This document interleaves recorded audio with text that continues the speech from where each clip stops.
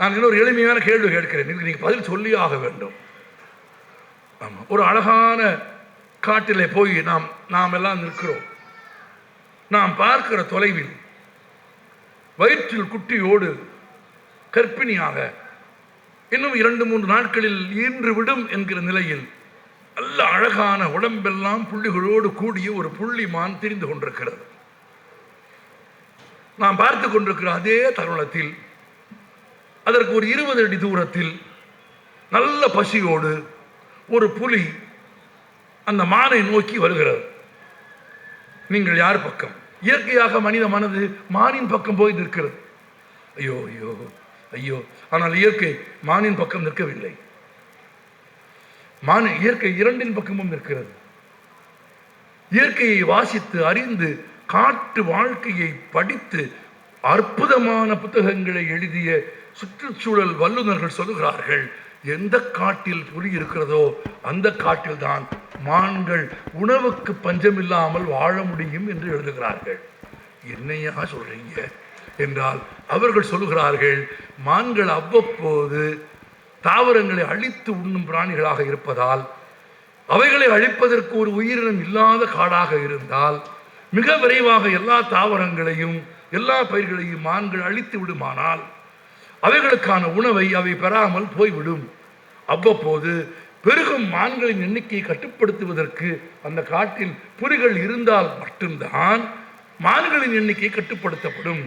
மான்களின் எண்ணிக்கை கட்டுப்படுத்தப்பட்டால்தான் உயிர் வாழும் எல்லா மான்களுக்கும் உணவு கிடைக்கும். எனவே ஒரு காட்டில் மான்கள் சுதந்திரமாக வாழ எது தேவை? உங்கள் கருணையா புலியா? புலி. அது விஞ்ஞானம் சொல்லுகிற உண்மை. அது படிக்கிறவனுக்கு வாசிக்கிறவனுக்கு அறிவியல் கற்றுக் கொடுக்கிற தெளிவு. கருணை என்பது என்ன தெரியுமா? புலி மானை கொல்லக்கூடாது என்று நினைப்பதல்ல. புலியும் மானும் வாழும் காட்டில் ரெஸ்டாரண்ட் கட்டாமல் இருப்பது. புலியும் வாழும் காட்டிற்குள் நீ போய் பீர் பாட்டில்களை உடைத்து போடாமல் இருப்பது. புலியும் காலும் மானும் வாழும் காட்டில் அவைகள் வாழும் இடத்தை நீ ஆக்கிரமிக்காமல் இருப்பதுதான் கருணையை தவிர அவைகளுக்கு உணவு தருவது உன் வேலை அல்ல. புல் முளைக்கிறது, ஒரு வெட்டுக்கிளி தின்கிறது. வெட்டுக்கிளியை ஒரு தவளை தின்கிறது, அதான் சங்கிலி இல்லையா?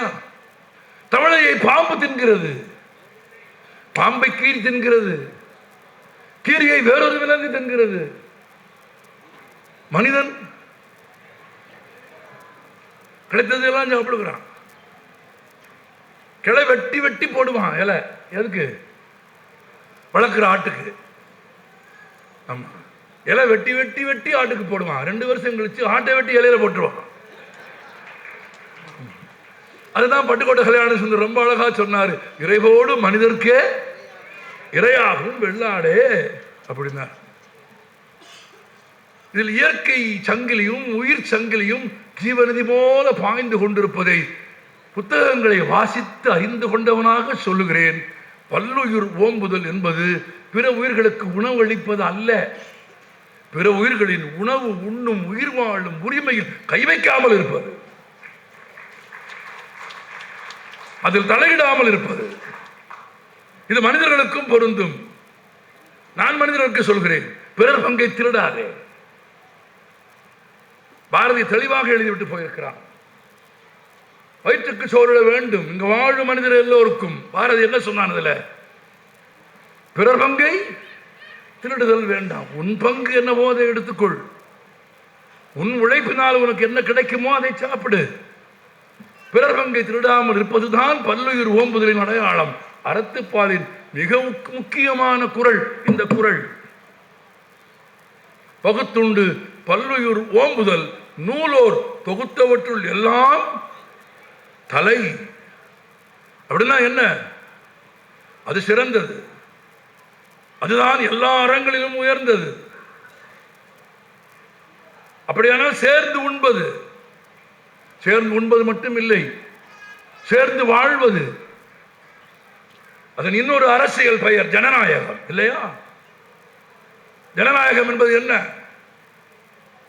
பெரும்பான்மையின் பலமா? இல்லை, ஒருபோதும் இல்லை. அப்படி விளக்கங்கள் சொல்லப்பட்டால் அதை மாற்றிக்கொள்ள வேண்டிய காலத்தில் நாம் இருக்கிறோம். ஜனநாயகம் என்பது பெரும்பான்மையின் பலம் அல்ல. It is not the power of the majority, it is the protection of the minority. வலியோர்களின் அதிகாரம் அல்ல ஜனநாயகம். எளியோர்கள் சிறுபான்மை மக்களை பாதுகாப்பதன் பெயர் ஜனநாயகம். எந்த ஜனநாயகத்தில் நீங்கள் சிறுபான்மை மக்களை காக்கவில்லையோ, எந்த ஜனநாயகத்தில் சிறுபான்மை மக்களுக்கு பாதுகாப்பில்லையோ, அங்கே ஜனநாயகம் இல்லை. அங்கே பகுத்துண்டு பல்லுயிர் ஓம்பும் வாழ்க்கை இல்லை. என்ன சாப்பிடுவது என்று சொல்வதா ஒரு அரசாங்கத்தின் வேலை? எல்லோருக்கும் உணவு தருவது அரசாங்கத்தின் வேலை. எல்லோருக்கும் உணவு கூட அல்ல, வேலை தருவது உங்கள் வேலை. அதற்கான பொருளாதார சூழலை உருவாக்குவது உங்கள் வேலை.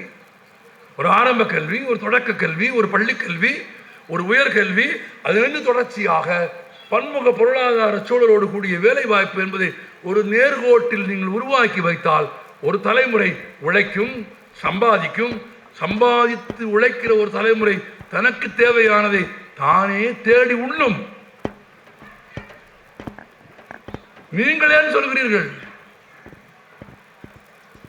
மாட்டுக்கறி திங்காத, ஆட்டுக்கறி திங்காத? நீ சைவம் தான் சாப்பிடணும் என்னைக்காவது சொன்னா? அடுத்தவன் கிச்சனுக்குள்ள உனக்கு என்ன வேலை? வேறொரு வார்த்தை சொல்லணும்னா நியாயமா மேடை கருதி கொஞ்சம் கௌரவமா சொல்றேன். அடுத்த ஒரு சமையல் அறையில் உனக்கு என்ன வேலை? அவன் என்ன சமைப்பான்? அவன் என்ன சமைக்கிறானோ அதை சாப்பிடுவான். அவன் என்ன சமைக்கிறானோ அதை அவன் தன் கடவுளுக்கு படைப்பான். இன்னும் சொல்ல போனால் அவன் என்ன சாப்பிடுகிறானோ அதைத்தான் கடவுளுக்கு படைப்பான். அவன் சாப்பிடாத ஒன்றே அவன் கடவுளுக்கு ஒருபோதும் படைக்க மாட்டான்.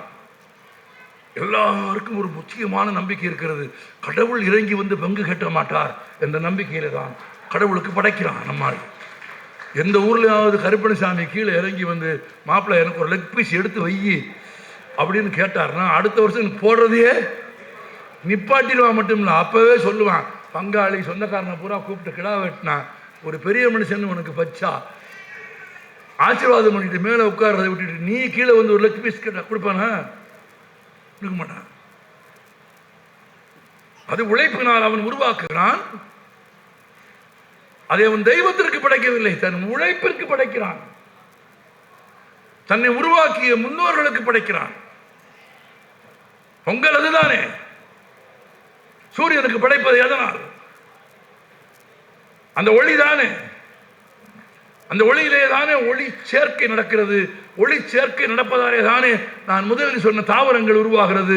தாவரங்கள் உருவாவதால் தானே தாவரங்களை உண்டு வாழும் உயிர்கள், பிறகு அவைகளை உண்டு வாழும் உயிர்கள் என்று ஒரு ஜீவநதி போல உயிர் சங்கிலி ஓடுகிறது என்றால் அது இயற்கையின் கண்ணி. அவைகளை அறுக்காமல் வாழ்வது மனிதனின் கடமை. நண்பர்களே, நான் நிறைவாக சொல்கிறேன், பகுத்துண்டு பல்லுயிர் ஓம்புதல் என்பது எல்லோருக்கும் உணவு அளிப்பது அல்ல. அளித்தால் சிறப்பு. அதுதான் தமிழர்களின் இன்னொரு பண்பு. ஒரு புலவன் எழுதியிருக்கிறான், இந்திரசம் அமிர்தம் இயைவது ஆயினும் இனிதன தம்மியர் உண்டலும் இளனே என்று எழுதினான். என்றைக்கும் சாகாத, என்றைக்கும் இளமையோடு கூடிய தேவர்கள் மட்டுமே அருந்தக்கூடிய அமிர்தத்தை கொண்டு வந்து கொடுத்து, ஏ புலவனே நீ குடி என்று சொன்னால் அந்த புலவன் சொன்னான், இந்திரசம் அமிர்தம் இயைவது ஆயினும் இனிது என தம்மியர் உண்டலும் இளனே. தனியா சாப்பிட மாட்டேன்டா, சேர்ந்து சாப்பிடுவேன், எல்லாரோடும் சேர்ந்து சாப்பிடுவது. திருவிழாக்கள் என்பது என்ன? படையல் என்பது என்ன? வழிபாடு என்பது என்ன? மனிதர்கள் சேர்ந்து கூடி வாழ்வது, இன்று இருப்பது சேர்ந்து உண்பது. சேர்ந்து உண்பது. ஒவ்வொருவருக்கும் இந்த உலகத்தில் உயிர் வாழும் உரிமை எல்லா உயிர்களுக்கும் இருக்கிறது. ஒரு வகுப்புல ஒரு வாத்தியார் பாடம் நடத்தும் போது சொன்னாராம், அதிகாலையில் எழும் பறவைக்கு நிறைய புழுக்கள் கிடைக்கும். பசங்களை காலையில் 5 மணிக்கு எந்திரிக்கிறதுக்கான ஹேபிட்டை கிரியேட் பண்றதுக்காக ஒரு வாத்தியார் சொன்னாராம், அதிகாலையில் எழும் பறவைக்கு நிறைய புழுக்கள் கிடைக்கும் அப்படின்னு. ஒருத்தன் மெதுவாக எந்திரிச்சு கேட்டானா, தாமதமாக எழும் புழுக்கள், தாமதமாக எழும் புழுக்கள். வாத்தியாருக்கு பதில் தெரியல. அவன் சொன்னான், பையன் சொன்னான், பறவையாக இருந்தால் அதிகாலையில் எழு, புழுவாக இருந்தால் கொஞ்சம் தாமதமாக எழு. தற்காத்துக் கொள்வதற்கு என்ன செய்ய வேண்டுமோ அதைத்தான் செய்ய வேண்டும் என்று. அந்த தற்காப்பு என்பது தன்னைத்தான் காத்துக்கொள்வது அல்ல, தன்னையும் தன்னை சுற்றி இருக்கிற வாழ்க்கையையும் உலகத்தையும் இயற்கையும் இணைப்பது. அதுதான் சொர்க்கம். சொர்க்கம் என்பது தனியாக ஒன்று இல்லை, மேலே எதுவும் இல்லை. மேலே எதுவும் இருப்பதாக பார்த்து எதுவும் இல்லை. திருக்குறளுக்கு எத்தனை பேர் உரை எழுதியிருக்கிறார்கள்? பரிமேழகர் உரை எழுதியிருக்கிறார், நத்தர், தாமர், மணக்குடவர், சுஜாதா, முத்தமிழறிஞர் கலைஞர், மூவா. ஒருவர் கேட்டார், ஒரு புத்தகத்திற்கு எதுக்கியா இத்தனை நோட்ஸ், ஒரு புத்தகத்திற்கு எதுக்கியா இத்தனை உரை என்று கேட்டால், உரை எழுத வந்த எல்லோருக்கும் ஒரு புது பொருள் தரும் ஒரு புத்தகம் உலகத்தில் உண்டு என்றால் அது திருக்குறள் தவிர வேறு இல்லை என்பதால் அது ஒரு சிறப்பு. எழுதினவங்க ஒன்றை படித்து பார்த்து இதை விடவும் சிறப்பாக ஒன்றை எழுத முடியும் என்று கருதி மேலும் மேலும் உரைகள் திருக்குறளுக்கு வந்தது என்றால் வாசிக்கிற ஒவ்வொருவனுக்கும் ஒரு பொருள் தரும் சிறப்புடையது. எனக்கே நான் சோகத்தில் சொன்னேன் பாருங்க, 19 வயதில் நான் படித்த திருக்குறள் வேற, இப்ப படிக்கிற திருக்குறள் வேற. ஒரு சின்ன உதாரணம் சொல்லிவிட்டு போகிறேன். இடுக்கை இழந்தவன் கை போலே அங்க இடுக்கன் களைவனா. 4 பேர் தான் பேசுவீங்க, ஒரு இடைவெளி விட்டு நிறுத்தி ஏதாவது ரொப்புவீங்கன்னு பார்த்தா நான் எனக்கு தெரியும் தமிழை யாராலும் அழிக்க முடியாது. அது வடக்கே இருந்து வந்தாலும் சரி, எந்த வண்ணத்தில் வந்தாலும் சரி, எந்த எண்ணத்தில் வந்தாலும் சரி, தமிழை எவனாலும் அழிக்க முடியாது தமிழர்களை தவிர. பிறமொழி கலந்து தாய்மொழி பேசுகிற ஒரே இனம் உலகத்திலேயே யாரு? இதையா சத்தமா சொல்லுங்க. ஒரு ஜப்பானியனாவது, ஒரு பிரெஞ்சுக்காரனாவது, ஒரு டச்சுக்காரனாவது அல்லது ஒரு ஆங்கிலேயனாவது பேசும்போது பிறமொழி சொல்ல கலந்து பேசுகிறானா? ஹேவ் யூ டேக்கன் யுவர் சாப்பாடு அப்படின்னு கேட்பானா? நம்மால் கேட்கிறான், மூவ் பண்ணுங்க, ஏன்டா இதை பண்ற நீ அப்படின்னா கிடையாது. மொழி, மொழியின் சிறப்பு, மொழியின் ஆளுமை யாராலும் தமிழை அழிக்க முடியாது. தமிழர்கள் தான் தமிழை எழுதாமல், வாசிக்காமல், படிக்காமல். நண்பர்களை, புத்தக திருவிழாவின் நோக்கம் ஒன்றை நினைவில் வைத்துக் கொள்ளுங்கள், உங்கள் தாய்மொழியை காப்பாற்றுவது.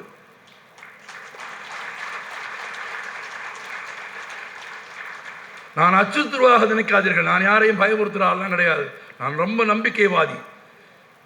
எவ்வளவு இடிபாடுகளுக்கு இடையிலும் ஒரு பூ பூக்கும் என்று எப்போதும் நம்புகிறவன். எத்தனை இருளிலும் எங்கிருந்தோ ஒரு ஒளி கிடைக்கும் என்று எனக்கு தெரியும். நட்சத்திரங்களை பார்ப்பதற்கு இருள் தேவைப்படும் என்று தெரிந்து வைத்துக் கொண்டவன் நான். இருள் எனக்கு பகை இல்லை. பாரதி சொன்னான், இருள் என்பது குறைந்த ஒளி என்றான். நான் இருளையும் நேசிக்கிறவன். இருள் குறைந்த ஒளி, இருள் இருந்தால்தான் நட்சத்திரங்களை பார்க்க முடியும். நான் இருளை பகைக்க மாட்டேன், நான் எதையும் பகைக்க மாட்டேன். ஆனால் உங்களுக்கு சொல்கிறேன், எழுதவும் பேசவும் படிக்கவும் தமிழன் மறந்தால், அதுவும் படித்தவன் சூதும் வாதும் செய்தால் போவான் போவான், ஐயோ என்று போவான்.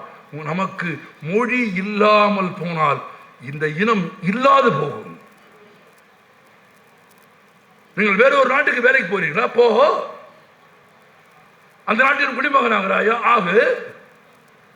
I have become a citizen of United States. இரு, இப்போ நான் PR வாங்கிட்டேன். PRனா என்ன? பெர்மனன்ட் ரெசிடென்ஸ், சிட்டிசன்ஷிப் வாங்கிட்டேன். எழுது, எல்லாத்தையும் எழுது. உன் குடியுரிமை மாறும், உன் பெயர் மாறும், உன் தகப்பன் பெயரும் தாய் பெயரும் மாறுமா? மாறுமா? எப்படி தகப்பன் பெயரும் தாய் பெயரும் மாறாதோ அது போல தாய்மொழி மாறாது. இனம் என்று எழுதினால் நீ தமிழன் என்று தான் எழுத வேண்டும். வேறு எதையும் நீ எழுத முடியாது. அதனால படி, திரும்ப திரும்ப படி.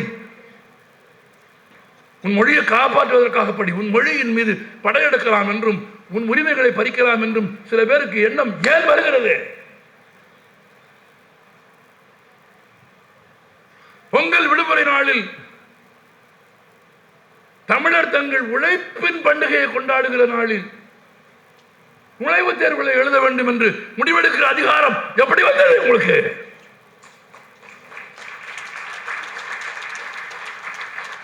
வெள்ளக்காரன் வந்தபோது 30 கோடி பேர் 30 கோடி பேராக இருந்தது மாதிரி 8 கோடி பேரும் 8 கோடி பேராக இருப்பதாலே தானே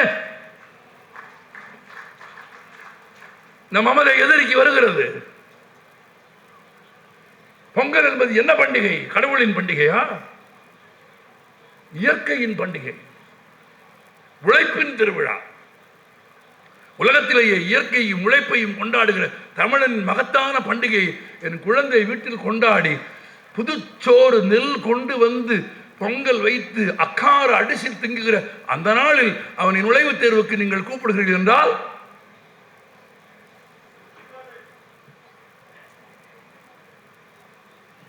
நீங்கள் அவன் பண்பாட்டிற்குள் தலையிடுகிறீர்கள். இந்த பண்பாட்டின் மீதும் கலாச்சாரத்தின் மீதும் நீங்கள் நடத்துகிற யுத்தத்திற்கு எதிராக தமிழன் நிற்க வேண்டும் என்றால் தமிழன் வாசிக்க வேண்டும்.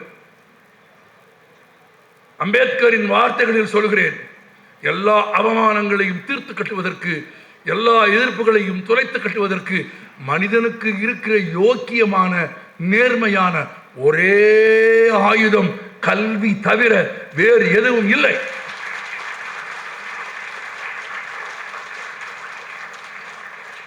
நமது எதிர்களை வீழ்த்துவதற்கு எந்த ஆயுதமும் தேவையில்லை, எந்த ஆயுதமும் தேவையில்லை. இவர்களை வீழ்த்துவதற்கு ஆயுதங்களை பயன்படுத்தினால் ஆயுதங்களுக்கு அவமானம். நாங்கள் ஆயுதங்களை உழைப்பிற்கு தான் பயன்படுத்துவோம். அருவாளும் சுத்தியலும் எங்களுக்கு உழைப்பின் சின்னங்கள். அருவாள் என்பது கதிர் அறுக்க, சுத்தியல் என்பது தொழில் முடுக்க. அவைகள் எங்களுக்கு அழிவின் சின்னங்கள் அல்ல, உழைப்பின் சின்னங்கள். மகத்தான உழைப்பின் வியர்வையின் சின்னங்கள் அவை. எனவே நீங்கள் வாசித்தால் வாசிக்க வாசிக்க, நான் அப்படி வாசித்து ஒரு குறள் பார்த்து புரிந்து கொண்டேன். திருக்குறளில்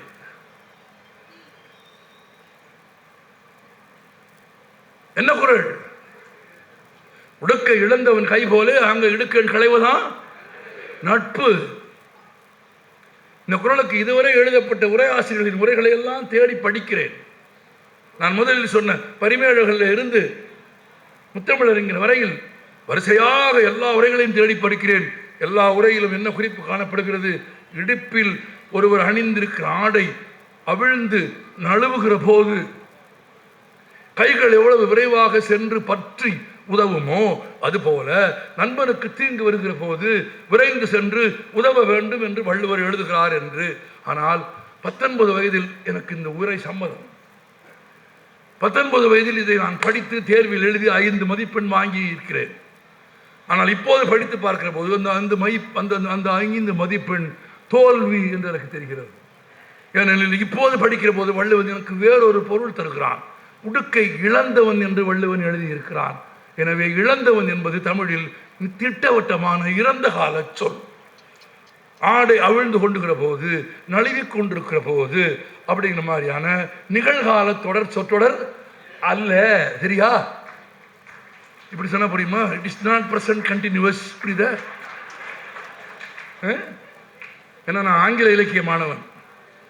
it is not present continuous, it's a definite past tense. இழந்தவன் கை என்ன செய்யும்? மறைக்கும். வள்ளுவன் சொல்லி இருக்கிறான், இழந்தவன் கை.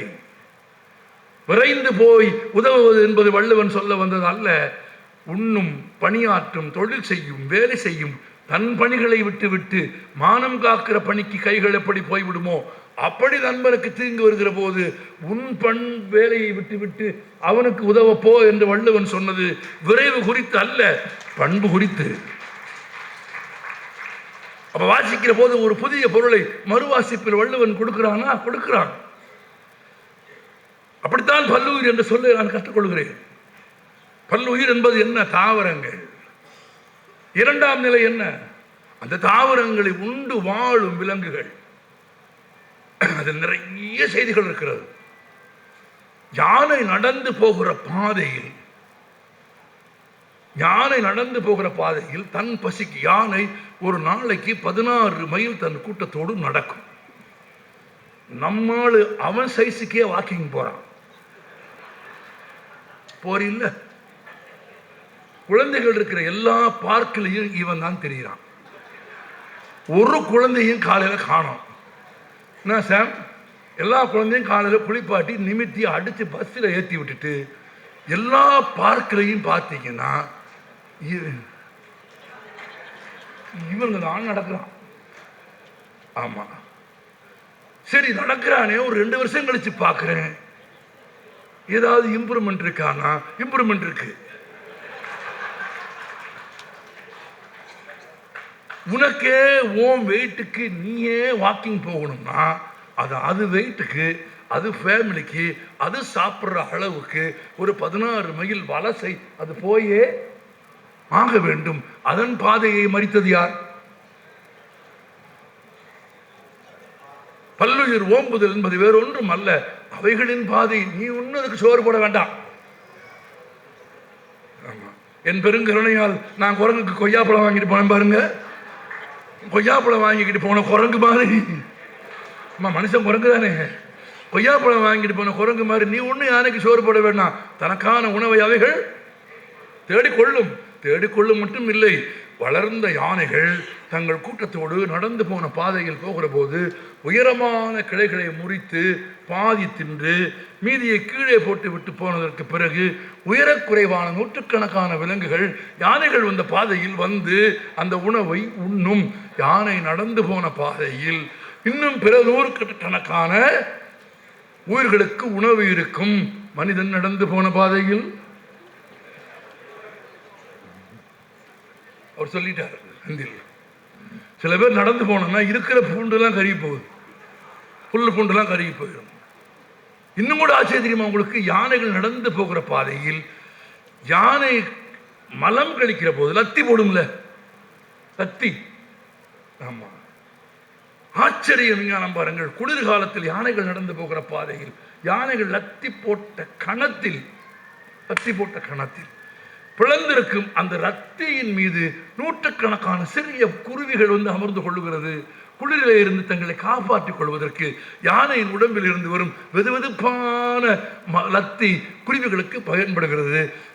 நினைவில் வைத்துக் கொள்ளுங்கள், யானையின் மலம் கூட இன்னொரு உயிருக்கு பயன்படுகிறது. மனிதன் அந்த மலத்தில் லத்தியில் அரைகுறையாக செமிக்காமல் இருக்கும் விதைகள் உடனே முளைக்கும், விரைந்து முளைக்கும்.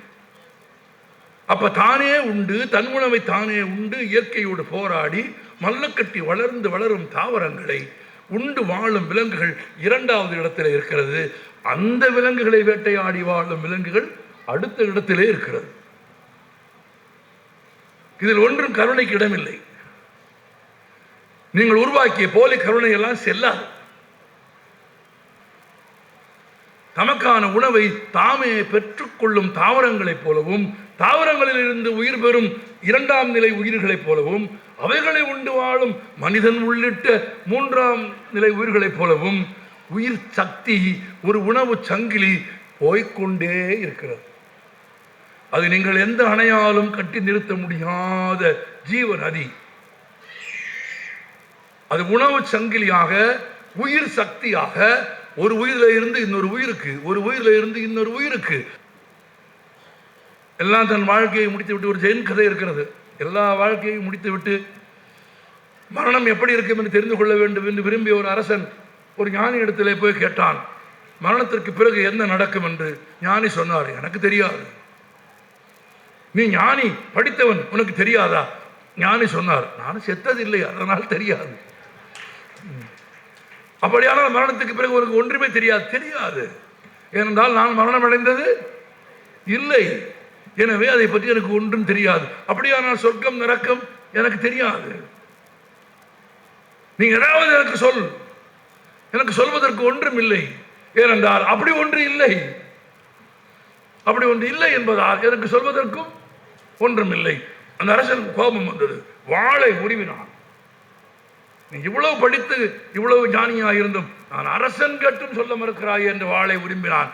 உருவியதும் ஞானி சொன்னான், இது நரகம், இது நரகம். அரசனுக்கு புத்தி வந்தது. வாளை உரையில் போட்டான். ஞானி சொன்னான், இது சொர்க்கம்.